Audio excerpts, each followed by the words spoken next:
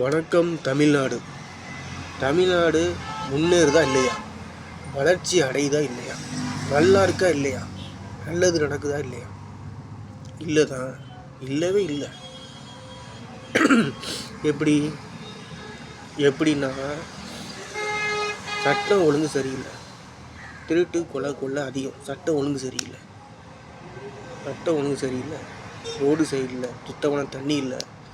கடைசி நேரத்தில் 5 வருஷத்தில் கடைசி நேரத்தில் வந்து கொசு வந்து அடிக்கிறது அவ்வளவா உண்மைக்கு உண்மையாக கிடையாது, நீதிக்கு நீதியாக கிடையாது, இல்லவே இல்லை.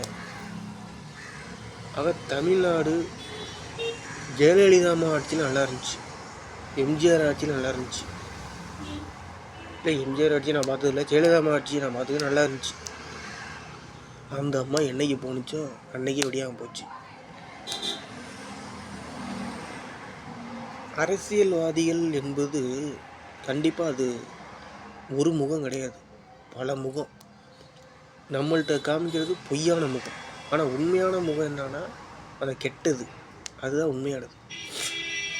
ஆனால் இப்போ என்னன்னா ஒரு நல்ல முகம்,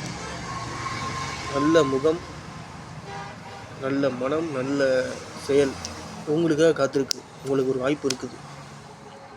அதான் நம்மளோட தமிழக வெற்றி கழகம்.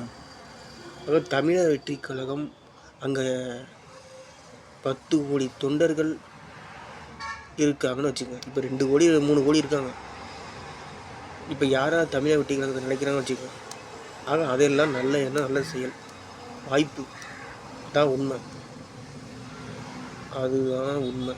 அப்போ நம்ம தமிழக வெற்றி கழகத்துக்கு வாய்ப்பு. தமிழக வெற்றி கழகம் தமிழ் மக்களும் ஒன்று. அதாவது தமிழக வெற்றி கழகத்தை ஓட்டு போகும் மக்களும் ஒன்று. தமிழக வெற்றி கழகத்தை ஜெயிக்க வச்சு பாருங்கள். உங்கள்கிட்ட கற்றுறோம் நாங்கள், ஜெயிக்க வச்சு பாருங்கள். நான் ஒரு சாதாரண தமிழ் மனுஷன்தான்.